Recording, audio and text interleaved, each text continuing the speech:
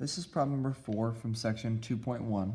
In this problem it says find A, the slope of the curve at the given point P, and B, an equation of the tangent line at P. So the first thing we want to do is we want to find an equation for the slope, because if you notice this is not a linear equation, it's a quadratic. So we know the slope on a quadratic is changing constantly. So what we want to find is we essentially want to find an equation for a secant slope.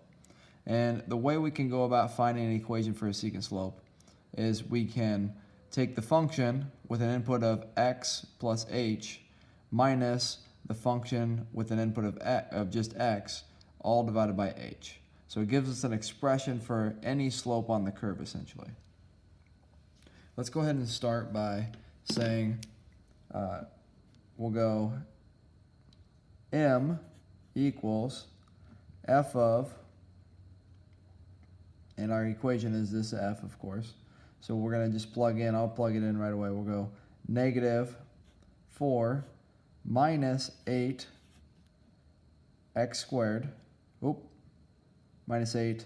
I need to put x plus h, and I'm going to just use x instead of x1. So x plus h squared minus, and then that'd be the original function, so it's negative 4 minus 8x squared. So I took the first part, plugged in x plus h, I'm using x instead of x1. And then in the second part, I'm plugging in just x, which is just the original function. And this is all going to be over h. So you end up with the slope being, well, if I distribute the negative, I get negative 4 minus, this is 8x plus h squared. This will be plus 4, and this will be plus 8x squared. Now let's multiply this out. So I'm going to go ahead and just move this down for a second. This will be, let's say, x plus h squared, we know to be x plus h times x plus h. And you're going to do this a lot. So writing this out one time and then just using it over and over again is a good idea. So x times x is x squared. X times h is plus xh. H times x plus xh. And then h times h is plus h squared. So we end up with x squared plus 2xh plus h squared. So we're going to end up doing this x plus h squared a lot, obviously, because we're using this secant slope formula. So having this written out will help save you time when you're doing the actual problem. So we're going to put this over h. So we're going to end up with m equals again. This now will give us the negative 4 and the 4 cancel. All right, so I'm just going to get rid of those. So I'm going to have negative 8. And then I've got this piece right here because that's what x plus h squared is. So x squared plus 2xh plus h squared plus 8x squared. And that's all over h. Now I'm going to distribute this negative 8. So I end up with negative 8x squared minus 16xh minus 8h squared plus 8x squared all over h. You'll notice the front term and the last term cancel, and you're left with m equals negative 16xh minus 8h squared over h.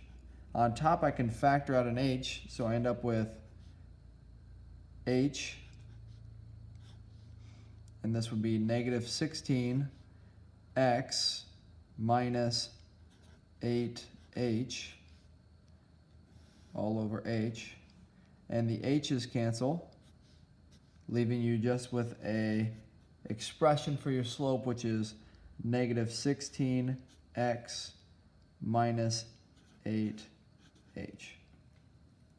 So this right here is the equation for our secant slope anywhere on this curve. Now if I want the tangent slope, the difference between the tangent slope and the secant slope is 2 points, and we can kind of draw this here. Let's say I have this parabola, just one side of the parabola. The secant slope goes from here to here and is just the average. The tangent slope is like if I pick a point out like this point and I actually take the slope at that point. So it's the exact slope at that point, it's not the average. Well, how do I get the tangent slope? Well, I do that by taking the limit as h approaches 0. So this is where we're essentially saying, as this gap between the secant slopes gets closer, so as I bring these points in closer, the gap between them is approaching what number? Well, it's approaching 0. So as I make that gap 0, I'm going to get the slope of this line at that point. That's what this whole limit as h approaches 0 is that I'm essentially making the gap between these 2 points 0.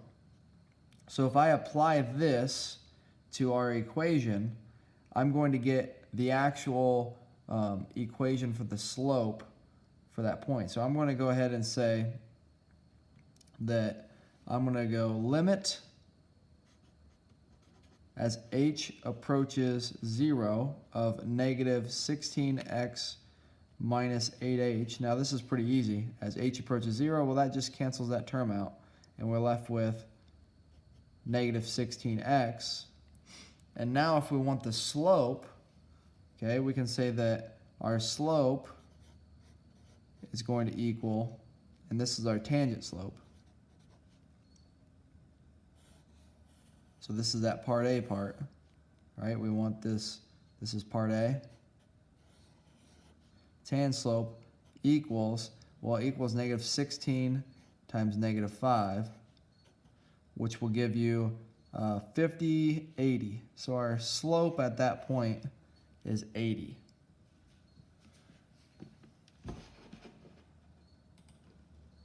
So now we need to write an equation for the line with this slope. Well, that's just a slope-intercept form equation. So if we want the tangent line, right?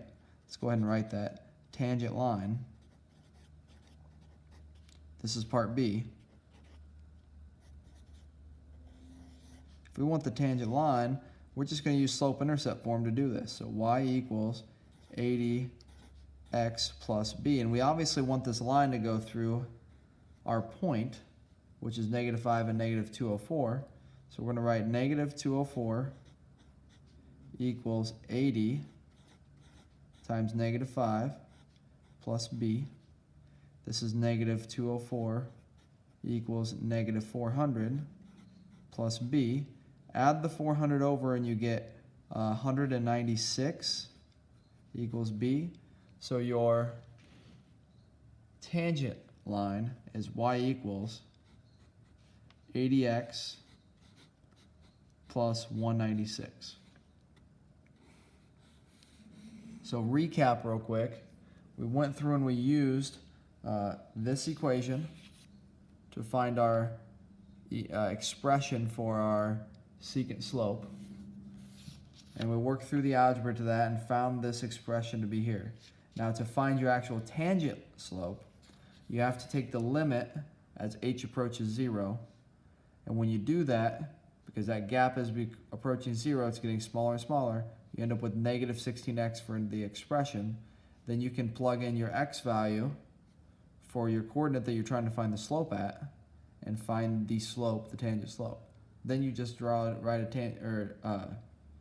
you create a tangent line from slope-intercept form.